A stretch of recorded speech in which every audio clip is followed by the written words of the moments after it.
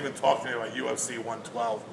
I'm still just embarrassed. I'm more embarrassed than Dana White. You understand me? I'm gonna go home and draw the shades down and stay in for a year like Sonny Black and Donnie Brasco. You know what I'm saying? Did you end up watching all the fights? I watched them all. But all listen, of them? every single one of them. I'm a loyal fan, but I don't know about next time. This time they got me for the 44. UFC 112, what do you want me to tell you, people? You seen the same thing I seen. Okay, you saw it. Okay, after Vita Belfort, they should have canceled the fight and put some other Momo in there. But Anderson Silva's at the top of his game. You have to put Vito, you have to put Mark Munoz. He has to fight 3 or 4 people at one time. It's like a Bruce Lee movie now with him. There's only 2 guys that are qualified to fight him at 185 right now, and that's Vito Belfort and maybe Sarah Palin's husband, son, Chael Sonnen.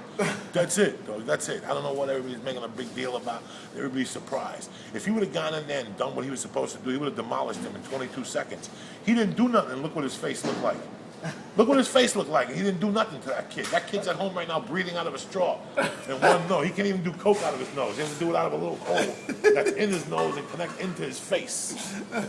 But he showboated big time for 3 rounds and then didn't do anything for the 3rd and 4th. What's up with that? They only pay him $200,000 a fight or something like that. What do you want from the guy? That's 1 round for Anderson Silva. So it didn't bother you with Anderson Silva? Yeah, it bothered me to a degree, but then again, I mean, the whole thing bothered me. As soon as what's his name pulled out hurt, that should have been the end of the deal. We should have got a whole new breed of fighter there. I could take a 3-year-old and he'll tell you there's only 2 people qualified at 185 to fight him. And I just told you who it was. That's it. Everybody else, you see what happens when he goes into the ring with you. I didn't like that he got on one knee and insulted the guy and made the guy feel worse. I don't know what happened. I wasn't there. I know the crowd turned on him. Those Arabs turned on him like, Slumdog Millionaire. You know what I'm saying? I mean, they had their sandals off.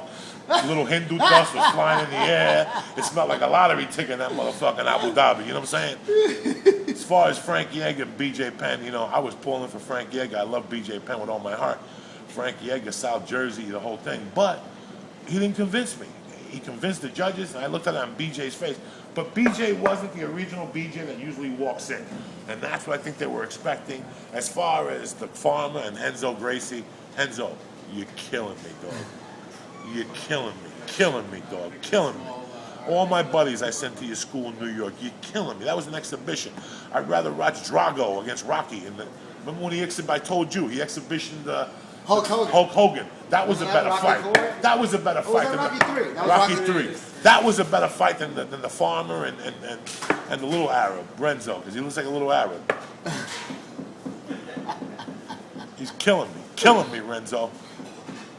But I love you no matter what. You know what I'm saying? But you're killing me. You can't do that to me. The fight of the night was my boy, though, right? DeMarcus, whatever, knocked out DeMarcus Johnson. Brad Blackburn. Brad Blackburn. Knocked him out. That's the knockout of the night, as usual. Here's Ari's uncle. Look at Ari's uncle. Fresh from the temple. Temple of Maia. And I said, we'll finish this later, because I'm all upset now. You know what I'm saying? So let's review. You weren't pissed off at Anderson. I am in a way, but not as much as I am at Dana for being mad at Anderson.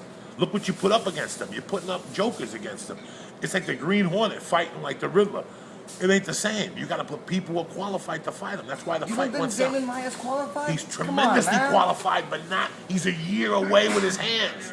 Come on. He's a year. Damon Maia is one of my favorite jiu-jitsu guys next to Eddie Bravo, and I'm telling you that he's a year away with his hands. You always talk to me about how about the way he was fighting at the end? He was on his knees throwing punches, man. That's the heart of a lion right there. Who's that, Damian Maia? Yeah. Oh, yeah, he's got the heart of a lion, but he doesn't have a heart as big enough as the big lion. And that's Anderson Silva, the point we're trying to make here. I'm agitated. Now you got me aggravated all over again. I can't even. Okay, so Anderson Silva didn't do anything wrong. I was going to go off my Weight Watcher points, and now I'm aggravated again. No. So Anderson Silva didn't do anything wrong. He was cool. What'd you think about it? All like his impersonation of Machida. Then he did some capoeira. Then he was like playing the guitar. You liked all that shit? I didn't like all the other stuff, but I don't mind him playing the guitar. You got to play the air guitar in the octagon. You know what I'm saying? He was representing. Lift your weed up. Lift your weed up. Couple forwards, you know what I'm saying? BJ Penn, Edgar, you really thought... I told you Friday on the phone. Oh, no, you thought BJ won. Okay, I thought BJ won. I didn't say BJ won unanimously. I think Frankie Edgar did not show me how he beat him. He knocked him down twice, but he didn't really beat him. But he tricked him. He tricked him with smoke and mirrors. You know what I'm saying? He went out there and threw some of that Hindu dust in the air, started jumping up and down, and they got all confused, man. He really did trick him. And that was close to a fight when Thomas Hearns fought Sugar Ray Leonard. Remember, Sugar Ray didn't really beat him up, but he jumped around more, he moved around more, and he tricked the judges. That's an old trick, bro. He learned that from 1977 when they fought in Detroit or something like that. You know what I'm saying? All right. I thought BJ won 3-2, but it was really close. I guess it could have gone either way, but what do you think about Doug Crosby scoring at 50-45? Listen, I was raised on the point that you got to knock a champion out. Knock him out of the ring. That's what you have to do. That's how I was raised. So I was very much in shock. When I read about it, that he had beat him, I thought it was just like a landslide. When I watched it, I was waiting for it to happen at the end of 5 rounds. And listen, like I said, I love Frankie Edgar. I love BJ Penn. I don't think he beat him. You got to beat a champion. But on the other hand, BJ Penn didn't come out like he usually comes out. And that's the other thing, you know. Listen, in this business, I'm no fighter, I'm a comedian, but you don't leave it up to the judges' cards. You know, that's it. And as a champion, and he said it when he fought Diego in the 5th round of the thing. He said, I want to go out there and be great. That's the difference between a champion and being great. The 5th round, go out there and knock him out, bro. He fought like he was the humidity. He must have had some bad Hindu food, some bad couscous. You can't eat couscous on top of pineapple, BJ Penn. You know what I'm saying? It'll jack you right up.